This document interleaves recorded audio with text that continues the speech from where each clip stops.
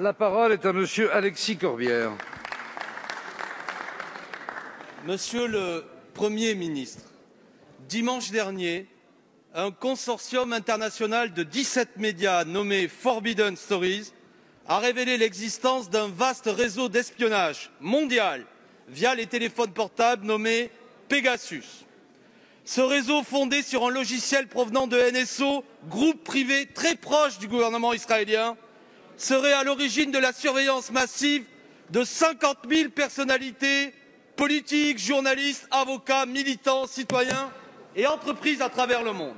En France, 1 millier de nos concitoyens seraient concernés. Avec Pegasus, il ne s'agit pas d'une cyberattaque privée, mais bien d'un acte d'agression d'État contre État. Le régime marocain aurait recouru à ce logiciel pour espionner des journalistes français, comme le fondateur du site d'information Mediapart, M. Edoui Plenel, ou la journaliste grand reporter du quotidien L'Humanité, Mme Rosa Moussaoui. Le gouvernement français, pour l'heure, n'a fait connaître aucune réaction officielle, si ce n'est quelques propos évasifs de son porte-parole.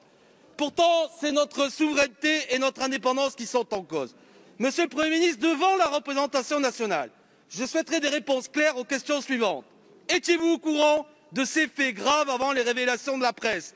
Savez-vous d'ailleurs si certains d'entre nous, ici sur ces bancs, sont concernés par cet espionnage?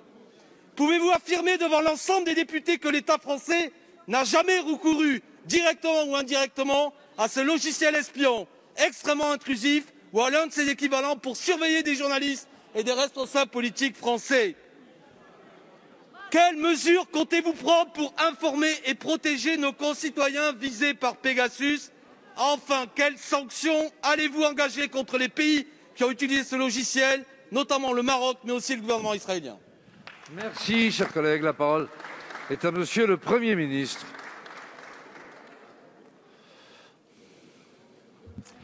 Monsieur le Président, Mesdames et Messieurs les députés, Monsieur le député Corbière, je vous ferai une réponse à la fois solennelle et très courte, en vous disant premièrement, les faits que vous venez de rapporter, s'ils sont avérés, sont effectivement d'une très grande gravité. Nous avons donc ordonné des investigations sur leur matérialité, investigations qui n'ont pas abouti, et il ne m'est donc pas possible de m'exprimer à ce stade devant la représentation nationale et devant la nation. Merci, Monsieur le député. S'il vous plaît, Monsieur le député. La sobriété de votre non-réponse me choque. Merci.